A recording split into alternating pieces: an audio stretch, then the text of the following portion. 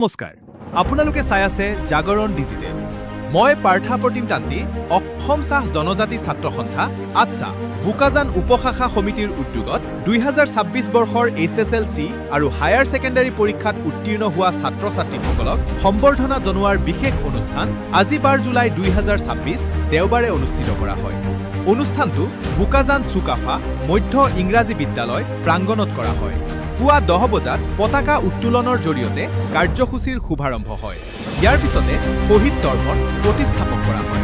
সভাপতি সম্পাদক আৰু নিমন্ত্ৰিত অতিথিসকলক সম্বৰ্ধনা জনাই সমবেত সংগীত আদি কাৰ্যসূচী অনুষ্ঠিত হয়। দুপৰীয়া 12:30 বজাৰ পৰা ছাত্ৰ-ছাত্ৰীসকলৰ সম্বৰ্ধনা অনুষ্ঠান আৰম্ভ হয়।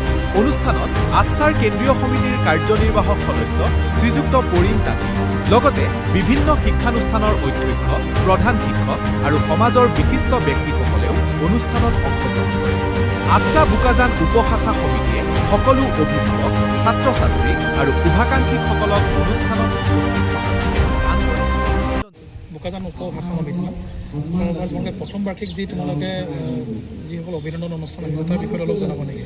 হয়, আজি 2026 বৰ্ষৰ 12 জুলাই তাৰিখে দেওবাৰে চুকাফা মধ্য ইংৰাজীৰ প্ৰাংগণত আজি সভাকক্ষত আজি এখনি অসম চাহ জনজাতি ছাত্ৰ সন্থাৰ উদ্যোগত আৰু সমগ্ৰ অঞ্চলবাসী ৰাইজৰ সহযোগত এটা কীৰ্তি ছাত্ৰ-ছাত্ৰীৰ এটা বিশেষ অভিনন্দন অনুষ্ঠান আয়োজন কৰা হৈছিল আৰু আমি খুবেই গৌৰৱ আৰু আনন্দিত অনুভৱ কৰিছোঁ আজি এই অনুষ্ঠানটো আয়োজন কৰি।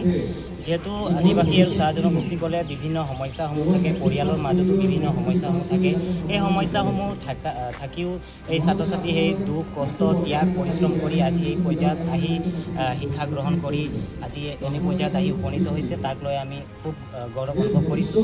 আৰু অনাগত দিনতো অসম চাহ জনজাতি ছাত্ৰ সন্থা ছাত্ৰ ছাত্ৰীসকলক উৎসাহ উদ্দীপনা আৰু নিজৰ আত্মপ্ৰতিষ্ঠা কেনেদৰে আগবাঢ়ি যাব লাগে সেইসমূহ আমি তেওঁলোকক ভালকৈ কথা জনাম পাতিম। আজি কিমানগৰাকী ছাত্ৰ-ছাত্ৰীক তোমালোকে সম্বৰ্ধনা জনাইছা? আজি 50ৰৰো অধিক ছাত্ৰ-ছাত্ৰীক আমি আজি সম্বৰ্ধনা জ্ঞাপন কৰোঁ। আজি তোমালোকৰ অনুষ্ঠানত মুখ্য অতিথি হিচাপে আমন্ত্ৰিত অতিথি হিচাপে কোন উপস্থিত? আমাৰ আজি মুখ্য অতিথি হিচাপে আমাৰ অসম চাহ জনজাতি ছাত্ৰ সন্থাৰ কেন্দ্ৰীয় সমিতিৰ প্ৰবীণ তাঁতী ডাঙৰীয়া, তাৰপিছত আমাৰ প্ৰাক্তন সভাপতি বোকাজান উপশাখা সমিতিৰ সভাপতি শ্ৰীযুত ৰবাৰ্ট তাঁতী ডাঙৰীয়া, লগতে আমাৰ গাঁৱৰ বিভিন্ন জ্যেষ্ঠ লোকসকল উপস্থিত থাকে। এই আছিল বোকাজানৰ পৰা এক বিশেষ খবৰ। অধিক খবৰৰ বাবে চাই থাকক জাগৰণ ডিজিটেল। ধন্যবাদ।